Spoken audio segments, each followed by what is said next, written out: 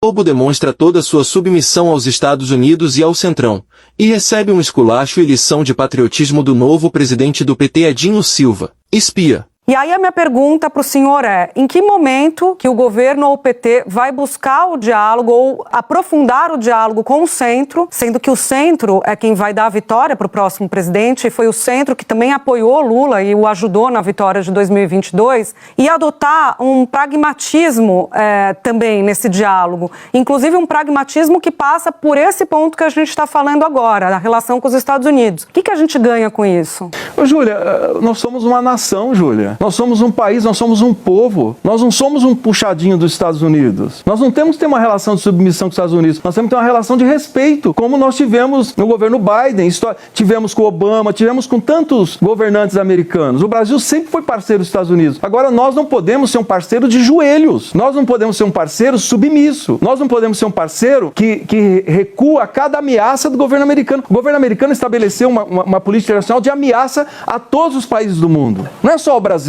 Ele ameaçou o Canadá, ameaçou o México, ele ameaçou todos os países europeus, ele ameaça o tempo todo. E nós vamos recuar, ou seja, nós vamos deixar de defender a nossa autonomia enquanto país, nós vamos deixar de ser um povo autônomo, nós somos um povo, nós formamos uma nação, a nação do povo brasileiro. E nós temos que nos posicionarmos enquanto nação. Relação de respeito aos Estados Unidos, relação de respeito à comunidade europeia, relação de respeito a todos os nossos parceiros e a todos os países. Mas relação de submissão, não. Nós não podemos ter uma relação de submissão.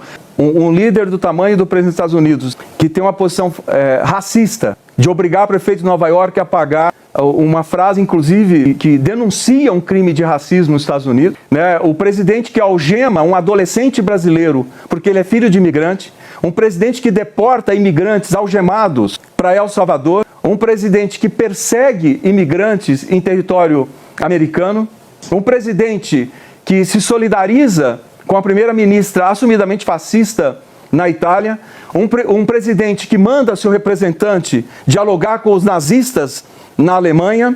Esse presidente, para mim, ele tem um posicionamento político que se identifica com o fascismo, portanto, ele expressa o pensamento fascista no século XXI. O governo do presidente Lula foi o governo que criou as condições para que a economia crescesse, que a gente tivesse crescimento estável na economia, que nós tivéssemos a menor taxa de desemprego da história do Brasil, que o país tivesse previsibilidade, estabilidade. Então, eu penso que é um governo de muito diálogo. O governo do presidente Lula reagiu porque foi imposto a ele uma derrota no momento de diálogo. Você não pode chamar alguém para conversar e no meio da conversa você ser agressivo. Não existe isso. O diálogo, ele tem que ser construído entre as partes. Se o presidente estava conversando com o Congresso Nacional para acharmos o ponto de equilíbrio de uma matéria importante para o Brasil, que eu acabei de falar agora há pouco, que é nós provocarmos justiça tributária, nós acabarmos com os privilégios. Nós não queremos um país de privilégios, nós queremos um país de igualdade de oportunidades. Se nós estamos dialogando nesse sentido, como que você põe a matéria para votar? O erro não foi do governo, o erro foi do Congresso. Agora, isso vai interromper o diálogo? Não. Nós temos condições de retomar o diálogo? Sim. E eu penso que é o que nós temos que fazer agora.